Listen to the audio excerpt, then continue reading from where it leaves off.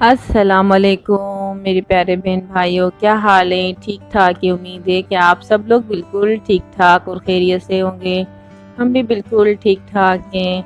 तो आज हम बनाने जा रहे हैं बहुत ही ज़बरदस्त और मज़ेदार सी रेसिपी। आज हम बनाने जा रहे हैं फ्लफ़ी ऑमलेट विथ पोटैटो। बहुत ही ज़बरदस्त सा ये बनता है ऑमलेट। आप इसको ज़रूर ट्राई कीजिएगा, वो भी पोटैटो के साथ हम इसको बनाएंगे, आलूओं के साथ। ठीक है, तो इसके लिए मैंने 3 अदद आलू लिए थे। उनको मैंने उबाल लिया था छिलका उतार के, और थोड़ा सा नमक डाल के मैंने इसको बॉईल कर लिया था। ठीक है, और 1 अदद मैंने अंडा लिया था।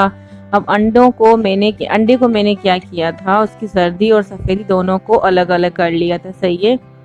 और सबसे पहले फिर मैंने सफ़ेदी के अंदर थोड़ा सा नमक डाला था, तकरीबन 2 से 3 चुटकियाँ नमक डालने के बाद फिर मैंने इसको बीटर मशीन से अच्छे से मैंने उसको बीट किया था, ताकि बहुत ही फ्लफ़ी हो जाए। जब आप उसको बाउल को उल्टा भी करेंगे ना, तो वो गिरेगा नहीं, इतना बिल्कुल क्रीमी हो जाएगा और बिल्कुल फ्लफ़ी हो जाएगा, ज़बरदस्त सा।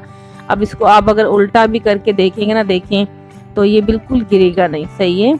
तो ये मैंने पेस्ट बना लिया था। तो इसके बाद फिर मैंने आलूओं को जो है कांटे की मदद से मैंने अच्छे से उसको बिल्कुल मैश कर लिया था। ठीक है, अगर आलू मैशर है तो आप उसके साथ भी कर सकते हैं। तो यहाँ पर देखिए, मैंने आलूओं को जो है बिल्कुल कद्दूकश कर लिया था। सॉरी, मैंने उसको मैशर की मदद से जो है बिल्कुल मैश कर लिया था कांटे से। फिर मैंने इसके अंदर 1 अदद जो है जर्दी डाली थी, और 1 टेबल स्पून मैंने मैदे का डाला था इसके अंदर भरकर, और 1 टेबल स्पून मैंने इसके अंदर डाला था चीनी का पाउडर। चीनी को मैंने पाउडर फॉर्म में इसको बना लिया था, उसको पाउडर करके फिर मैंने वो इसके अंदर डाला था। उसके बाद फिर मैंने नमक डाला था हस्बे जायका, जितना आप लोगों को नमक पसंद है। और इसके बाद फिर मैंने इसके अंदर ऐड किया था 1 टेबल स्पून भरकर कुकिंग ऑयल का। ठीक है, इन सारी चीज़ों को इसके अंदर डालने के बाद अच्छे से इसको बिल्कुल जो है कांटे की मदद से या किसी भी चम्मच की मदद से आप इसको अच्छे से मिक्स कर लें। फिर मैंने एक पैन लिया था, उस सॉस पैन की मैंने अच्छे से ग्रीस कर लिया था ब्रश की मदद से।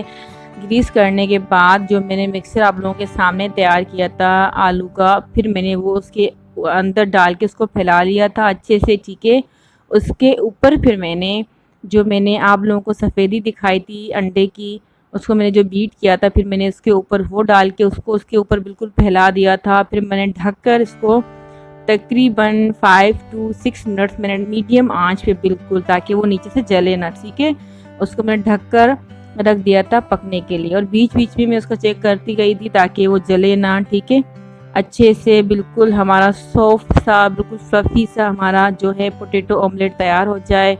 और इतना ज़बरदस्त ये बना था, बहुत ही मज़ेदार बना था।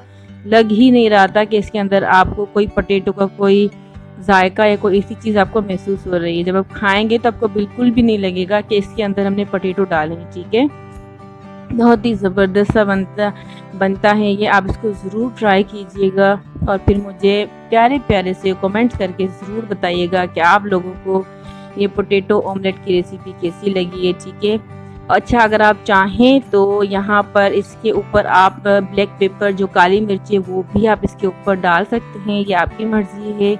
अगर आपको पसंद है तो आप इसको ऊपर इसके थोड़ा सा जो है डाल सकते हैं। ठीक है, फिर मैंने देखें आप लोगों के सामने इसको टर्न किया था। बहुत ही ज़बरदस्त सा मज़ेदार सा पोटैटो ऑमलेट हमारा तैयार हो चुका है। बस मैंने इसको टर्न किया था, और बीच बीच में अच्छा, इसका जो मैक्सिमम इसका जो कुकिंग का जो टाइम है वो तकरीबन मुझे जो है 8 to 10 मिनट्स मुझे लगे थे। फिर मैंने बीच बीच में इसको थोड़ा सा ढक्कन उसको उतार के इसको चेक करती गई थी, ताकि नीचे से ये लगे ना पैन में। ठीक है, फिर मैंने आप लोगों के सामने इसको टर्न किया। देखें कितना ज़बरदस्त और मज़ेदार था, बिल्कुल भी ये नहीं टूटा था, बहुत ही मज़ेदार सा था। अगर आप चाहें तो उसको टर्न किए बगैर भी आप इसको डिश आउट कर सकते हैं, वरना फिर आप ऐसे ही इसको रहने दें। ठीक है, तो मुझे उम्मीद है कि आप लोगों को मेरी ये रेसिपी बहुत ही पसंद आएगी। तो उम्मीद है कि आप लोगों को मेरी ये रेसिपी बहुत पसंद आएगी। तो मेरे चैनल को सब्सक्राइब करना मत भूलिएगा, और प्यारे प्यारे से कमेंट्स करके ज़रूर बताइएगा। अल्लाह हाफिज़।